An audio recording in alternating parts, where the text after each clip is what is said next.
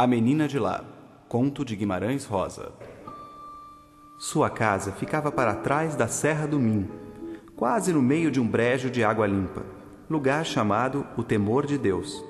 O pai, pequeno sitiante, lidava com vacas e arroz.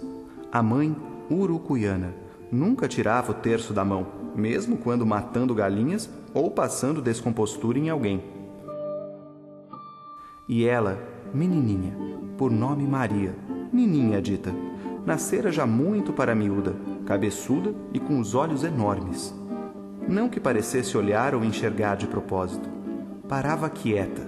Não queria bruxas de pano, brinquedo nenhum. Sempre sentadinha onde se achasse.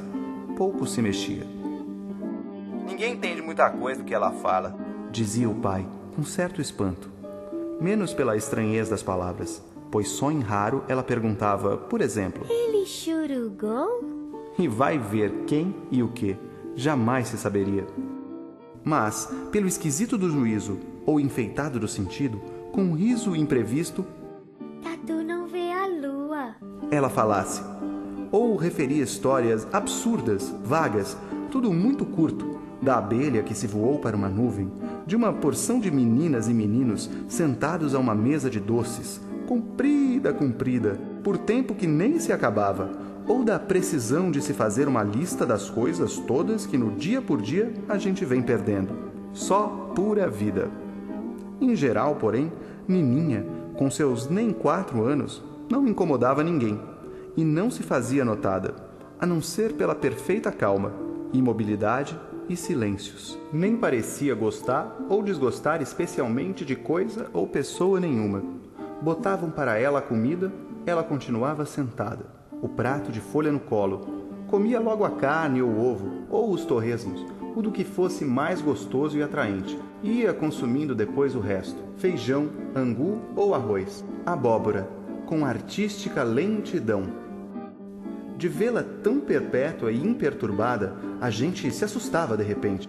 Inha, o que é que você tá fazendo? Perguntava-se. E ela respondia alongada, sorrida, moduladamente. Eu tô fazendo. Fazia vácuos. Seria mesmo seu tanto tolinha? Nada a intimidava. Ouvia o pai querendo que a mãe coasse um café forte e comentava, se sorrindo. Menino pidão, menino pidão. Costumava também dirigir-se à mãe desse jeito. Menina grande, menina grande. Com isso, o pai e a mãe davam de zangar-se. Em vão. Nininha murmurava só. Deixa, deixa. Sua sibilíssima, inábil como uma flor. O mesmo dizia quando vinham chamá-la para qualquer novidade, dessas de entusiasmar adultos e crianças. Não se importava com os acontecimentos. Tranquila, mas viçosa em saúde. Ninguém tinha real poder sobre ela. Não se sabiam suas preferências. Como puni-la? E bater-lhe não ousasse. Não havia motivo. Mas o respeito que tinha por mãe e pai parecia uma espécie de tolerância. E Nininha gostava de mim. Conversávamos agora. Ela apreciava o casacão da noite. Cheinhas. Olhava as estrelas deléveis, sobre-humanas. Chamava-as de estrelinhas pia-pia. Repetia. Tudo nascendo. Essa sua exclamação dileta, em muitas ocasiões, com um deferir de um sorriso. E o ar. Dizia que o ar estava com cheiro de lembrança. A gente não vê quando o vento se acaba. Estava no quintal, vestidinha de amarelo. O que falava às vezes era comum. A gente é que ouvia exagerado. Altura de urubuir. Não, dissera só. Altura de urubu não ir. O dedinho chegava quase no céu. Lembrou-se de... Jabuticaba vem me ver. Suspirava depois. Eu quero ir para lá. Aonde? Não sei. Aí observou. O passarinho desapareceu de cantar. De fato, o passarinho tinha estado cantando e no escorregar do tempo eu pensava que não estivesse ouvindo. Agora ele se interrompera. Eu disse. A avezinha. De por diante, Nininha passou a chamar o sabiá de... Senhor. Ora, vizinha. E tinha respostas mais longas. E eu? Tô fazendo saudade. Outrora falava-se de parentes já mortos. Ela riu. Vou visitar eles. Ralhei, dei conselhos. Disse que ela estava com a lua. Olhou-me, zombaz, seus olhos muito perspectivos. Ele te churugou? Nunca mais vi Nininha. Sei, porém, que foi por aí que ela começou a fazer milagres. Nem mãe, nem pai acharam logo a maravilha, repentina, mas tia Antônia. Parece que foi de manhã, Nininha, só, sentada, olhando nada diante das pessoas. Eu queria o sapo vir aqui. Se bem a ouviram, pensaram fosse um patranhar, um de seus disparates, de sempre. Tia Antônia, por vez, acenou-lhe com o dedo. Mas aí, reto, aos pulinhos, o ser entrava na sala, para os pés de Nininha.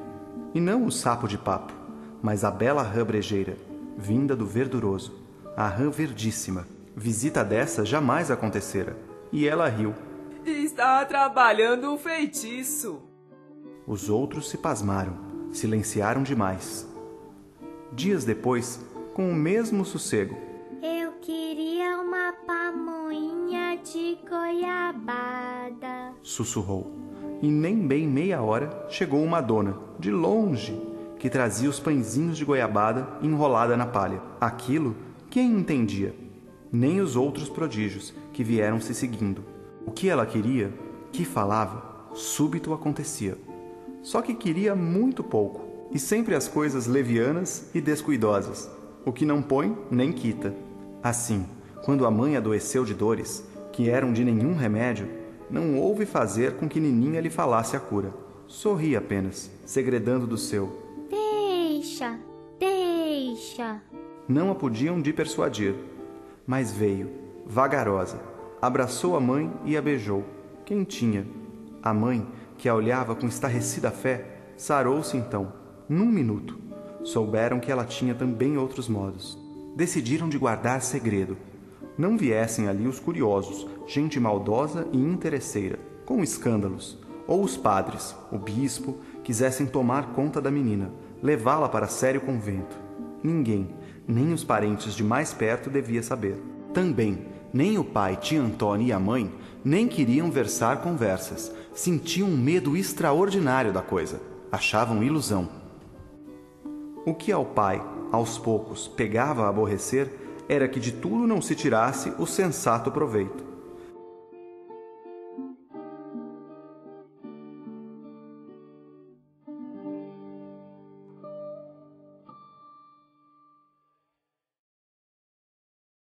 Veio a seca maior, até o brejo ameaçava de se estorricar.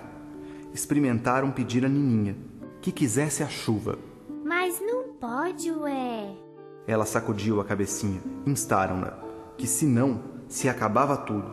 O leite, o arroz, a carne, os doces, frutas, o melado. Deixa, deixa.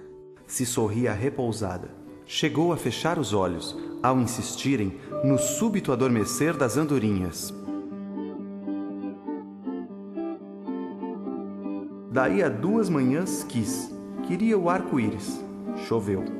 E logo aparecia o arco da velha, sobressaído em verde e o vermelho, que era mais um vivo cor-de-rosa. Nininha alegrou-se, fora do sério, à tarde do dia, com a refrescação. Fez o que nunca se lhe vira, pular e correr por casa e quintal. Adivinhou o passarinho verde? Pai e mãe se perguntavam. Esses, os passarinhos, cantavam, deputados de um reino. Mas houve que, a certo momento, tia Antônia repreendesse a menina, muito brava, muito forte, sem usos. Até a mãe e o pai não entenderam aquilo, não gostaram.